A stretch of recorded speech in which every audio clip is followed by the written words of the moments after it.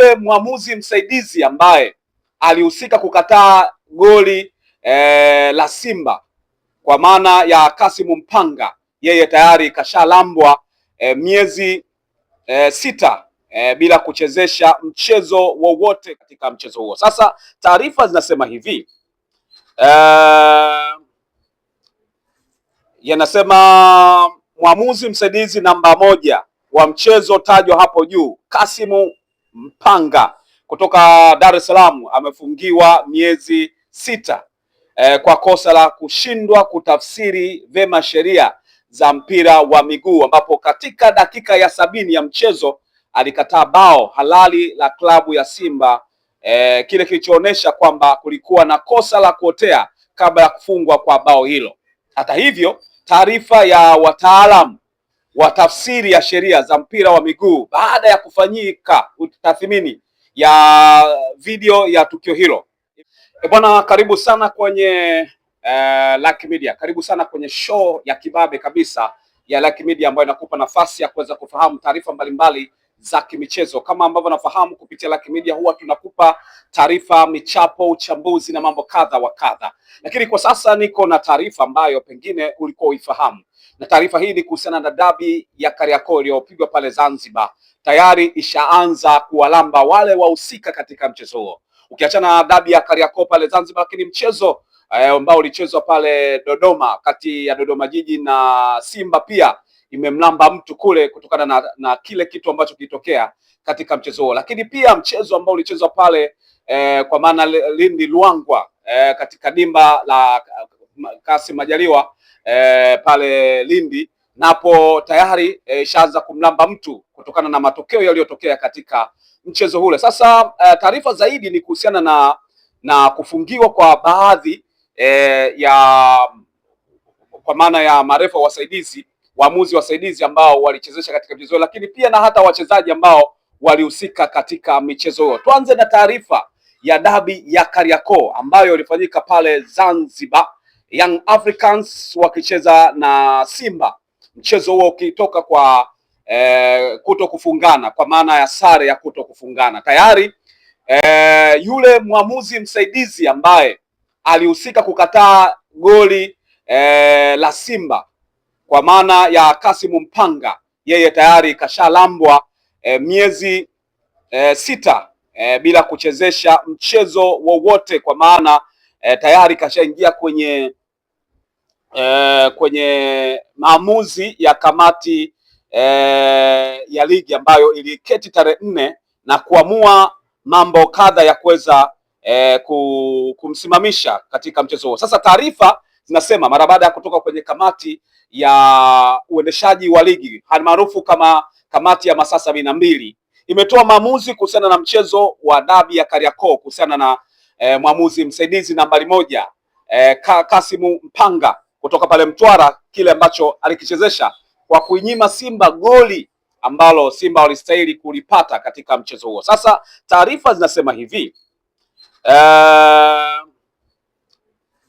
yanasema mwamuzi msaidizi namba 1 wa mchezo tajwa hapo juu, Kasimu Mpanga kutoka Dar es Salaam amefungiwa miezi 6 kwa kosa la kushindwa kutafsiri vema sheria za mpira wa miguu, ambapo katika dakika ya 70 ya mchezo alikataa bao halali la klabu ya Simba, kile kilichoonyesha kwamba kulikuwa na kosa la kuotea kabla ya kufungwa kwa bao hilo. Hata hivyo, taarifa ya wataalamu wa tafsiri ya sheria za mpira wa miguu baada ya kufanyika tathmini ya video ya tukio hilo imebaini kwamba hakukuwa na kosa lolote kabla ya kufungwa kwa bao hilo. Adhabu hii ni kwa mujibu wa kanuni ya 42. Lakini ukiachana na mwamuzi Kasimu Mpanga ambaye alikuwa ni mwamuzi namba 1 katika mchezo, msaidizi namba 1 katika mchezo wa dabi ya Kariakoo, lakini pia adhabu hiyo zimekutana na mwamuzi msaidizi namba 2 Hamdan Saidi ambaye alichezesha katika mchezo wa dabi ya Kariakoo kutoka Mtwara. Amefungiwa miezi 3 kwa kosa la kushindwa kutafsiri vema sheria mpira wa miguu, ambapo katika dakika ya 61 ya mchezo aliashiria kuwa mchezaji Prince Dube wa klabu ya Yanga alikuwa katika eneo la kuotea, hivyo alisimamisha mashambulizi shambulizi ambalo klabu ya Yanga afya ilikuwa inafanya langoni kwa Simba. Hata hivyo, taarifa ya mtaalam au wataalam watafsiri sheria za mpira wa miguu baada ya kufanyika tathmini ya video ya tukio hilo zikaonyesha tukio hilo imebainisha kwamba mchezaji huyo hakuwa katika eneo la kuotea wakati ya mpira huo unapigwa kuelekea kwake. Adhabu hii ni kwa mujibu wa kanuni ya 42 kanuni ya 42.1.8 ya ligi kuu kuhusu udhibiti wa waamuzi. Lakini wakati tukibakia kwenye taarifa hiyo hiyo ya dabi ya Kariakoo, kuna taarifa nyingine ambayo katika dabi ya Kariakoo bado inaendelea kugusa matukio mbalimbali, wakati hapo tukiwa tumeigusa maamuzi ya uamuzi. Lakini kwenye dabi ya Kariakoo, klabu ya Simba imetozwa faini ya shilingi milioni 5 kwa kosa la kuingia kwenye uwanja wa Amani Zanzibar kupitia mlango usio rasmi kuelekea mchezo tajwa hapo juu. Machi mosi mwaka 2026 kinyume na matakwa ya kanuni ya 17/21 ya ligi kuu Tanzania bara kuhusu taratibu za mchezo. Kanuni hiyo ambayo ni kwa adhabu hiyo ni kwa mujibu wa kanuni ya 17/62 ya ligi kuu kuhusu taratibu za mchezo. Lakini tukibaki hapo ndani ya klabu ya Simba ambayo imepigwa adhabu nyingine, klabu ya Simba imetozwa faini ya shilingi milioni 5 tena nyingine kwa kosa la kukataa kutumia chumba rasmi cha kuvalia kwenye uwanja wa Amani, ambapo walitumia chumba cha kufanyia mikutano ya waandishi wa habari kwa shughuli za hivyo. Kabla ya mchezo walitumia kuvalia nguo chumba cha waandishi wa habari kabla ya mchezo, kinyume na matakwa ya kanuni ya 17/20 ya ligi kuu kuhusu taratibu za mchezo. Adhabu hii ni kwa mujibu wa kanuni ya 17/62 ya ligi kuu kuhusu taratibu za mchezo. Simba wamelimwa faini ya milioni 5. Lakini bado Simba hapo hasa hapa adhabu ambayo inakutanisha Simba na Yanga. Klabu ya Young African na Simba zimetozwa faini ya shilingi milioni 5 kila mmoja kwa kosa la walinzi wake kugombana na kutoleana lugha za matusi, jambo lililoleta taharuki na kuchafua taswira ya mchezo huo wakati klabu ya Simba ikiwasili uwanjani hapa. Adhabu hii ni kwa mujibu wa kanuni ya 47 kifungu cha kwanza ligi kuu kuhusu udhibiti wa klabu, na klabu ya Simba italazimika kulipia gharama za matengenezo ya mlango wa kuingia chumba cha kufanyia mikutano ya waandishi wa habari ambao walinzi wake waliuvunja ili kulazimisha timu hiyo kuingia na kutumia chumba hicho kwa ajili ya kuvalia kabla ya kuanza kwa mchezo huo.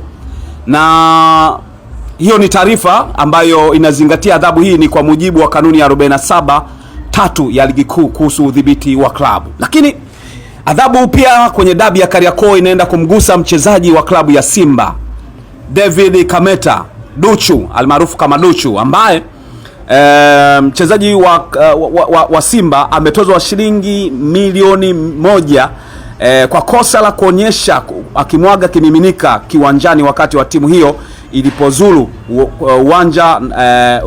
uwanja dakika chache kabla ya kuwasili kwenye uwanja wa Amani. Kitendo hicho kilichotafsiriwa kama ni imani za kishirikina. Aidha, hii ni kwa mujibu wa kanuni ya 41.5 ya ligi kuu kuhusu udhibiti wa wachezaji. Na hii ni kuhusiana na dabi ya Kariakoo. Kama ambavyo nimekwambia hapo, dabi ya Kariakoo imeenda kuleta madhara kwa waamuzi wale wasaidizi wote wawili, lakini pia kwa mchezaji, na huku timu pia hasa ya Simba ikilazimika kulipa faini nyingi kutokana na matukio mbalimbali yaliyotokea katika uwanja, hasa katika mchezo wa dabi ya Kariakoo uliochezwa pale Zanzibar. Hii ni Like Media. Asante sana kwa wewe ambao umechagua na kuwa karibu na Like Media kila wakati na kila wasaa. Asante sana. Kikubwa ni kusubscribe channel hii, miongoni mwa watu ambao wanafuatilia kila matukio ambayo yanakuwa yanatokea kupitia Like Media.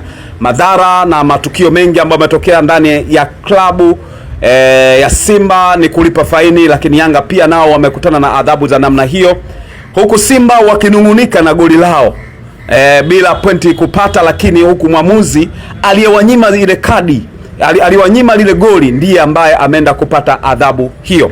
Maoni yako ni yapi kuhusiana na hiki ambacho kimefanyika kwa sasa? Kwa upande wako, unafikiri Simba hawakutendewa haki? Nini ambacho ungefikiri kwenye kanuni hizi kurekebishwe, hasa ikitokea matendo kama haya? Je, ilistahili Simba pamoja na maamuzi ya bodi ya ligi wangerejeshewa pointi zao 3 kwa sababu imeonekana kama ilikuwa goli halali, au unahisi ni sawasawa kwa hiki kilichofanyika na maisha endelee kutokana na haya? Nini maoni yako? Mimi naitwa Lugano Israel, mpaka wakati mwingine, chao.